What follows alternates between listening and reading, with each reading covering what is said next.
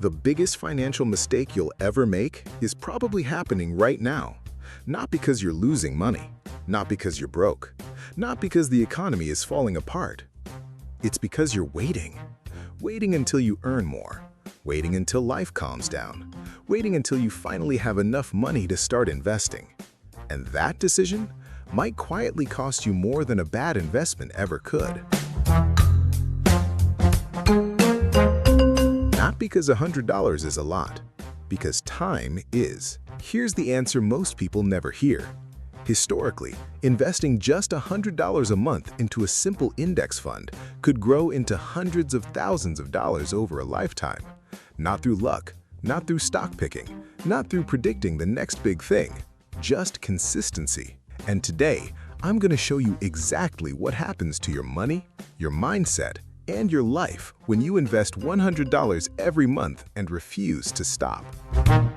Because there are two versions of you living in the future. Same intelligence, same city, same opportunities, same paycheck. The only difference? One version starts with $100. The other keeps waiting for the perfect moment. 40 years later, their lives don't even look related. And the scary part?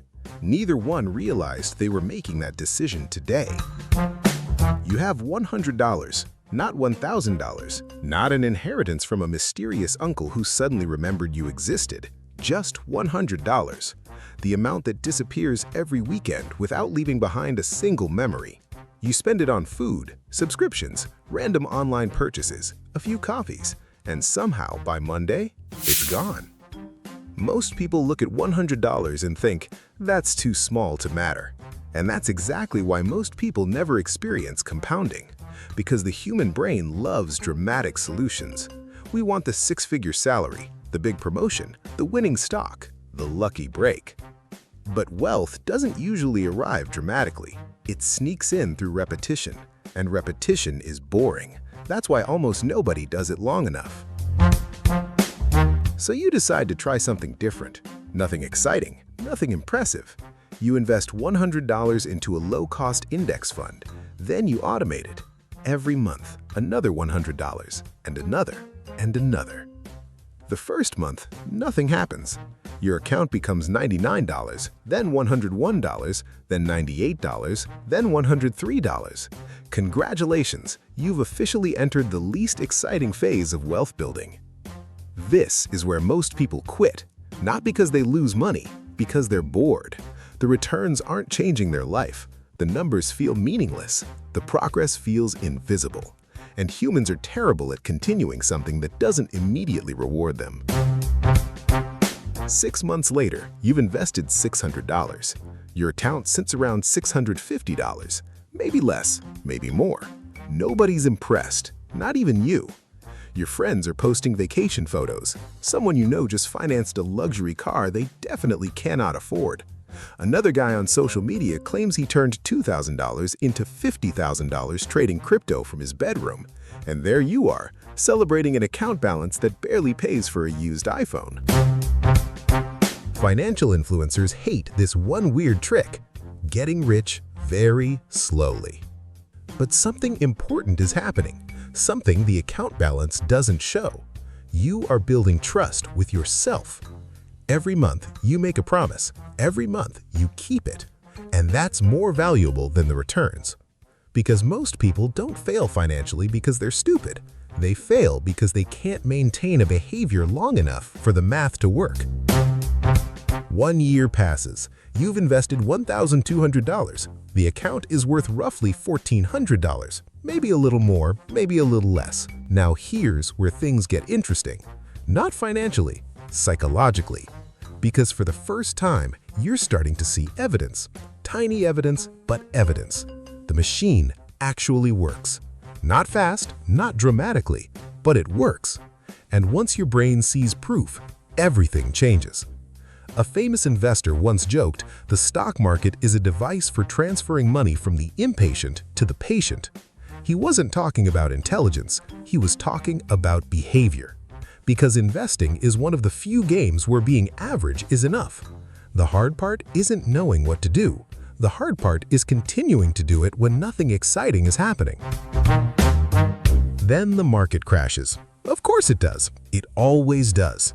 Maybe it's a recession, maybe it's a banking crisis, maybe it's another headline screaming that capitalism has 5 minutes to live left. The reason doesn't matter. The result is always the same. Your account drops fast.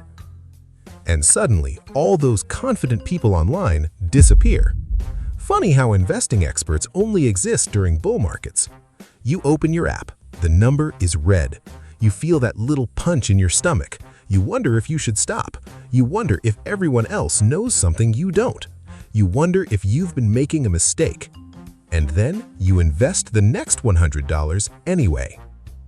That decision might be worth more than all the previous deposits combined, because this is the moment investors are created, not when markets go up, when markets go down. 3 years pass, 5 years, then 10. Something strange starts happening. The growth no longer comes mostly from you. It starts coming from the money itself. Think about that. For years, you were pushing the car. Now the engine is helping. Then eventually, the engine is doing most of the work. That's compounding. And compounding feels fake until it happens to you.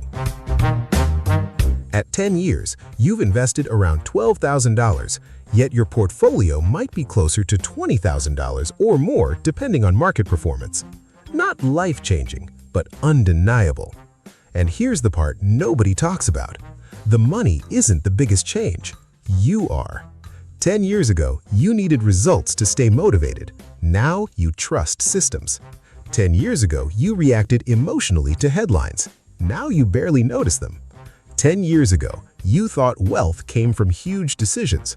Now you understand it usually comes from small decisions repeated thousands of times. The investment account changed, but the investor changed more. Most people think investing is about growing money. That's half true. Investing is really about becoming the type of person who can delay gratification. The money is just the scoreboard. The real asset is the identity. Because once you learn patience in one area, it starts leaking into everything else. Your career, your business, your relationships, your health. Your decisions become less emotional, less reactive, less desperate. And desperation is one of the most expensive emotions a human being can have. By year 20, the acceleration becomes obvious. The portfolio is growing faster than your contributions. Some years, your investments earn more than you personally deposited. That feels impossible until it isn't. The machine you spent 20 years building finally starts carrying its own weight. And the crazy part is, it was doing that long before you noticed. This is where most people get the lesson backwards. They think the secret is finding better investments. The secret is surviving long enough for ordinary investments to become extraordinary. Because the greatest financial advantage isn't intelligence, it isn't timing, it isn't even income, it's duration. Look at almost every great fortune in history. Different industries, different countries, different generations. Same force. Time. Time multiplied their decisions. Time multiplied their investments. Time multiplied their mistakes. Time multiplied their opportunities. Time is the invisible partner in every success story, and it only works with people who stay. 40 years later, you look at the account, and the number seems impossible, not because of how large it became, because of how small it started. It started with $100, just $100, an amount that felt insignificant, an amount most people spend without thinking, an amount most people postpone investing because it doesn't feel worth the effort. And that's the greatest irony in personal finance. The amount was never the problem, the waiting was. Because somewhere right now, someone is telling themselves they'll start when they make more money, next year, after the promotion, after the raise, after things settle down. And maybe they will, maybe. But every year they wait, they're not just losing money, they're losing compounding. And compounding is the one thing money cannot buy back. So if you're wondering what happens when you invest $100 every month, here's the real answer. The money grows. Obviously, but that's not the biggest thing that happens. You change. You become more patient, more disciplined, more intentional, more difficult to panic, more difficult to manipulate, more capable of thinking long-term in a world addicted to short-term rewards. And eventually, those traits become far more valuable than the account balance itself. Because wealth was never created by one big decision. It was created by thousands of tiny decisions that nobody noticed at the time, including you. And remember, don't just work for money. Build a system where money works without you. See you in the next one.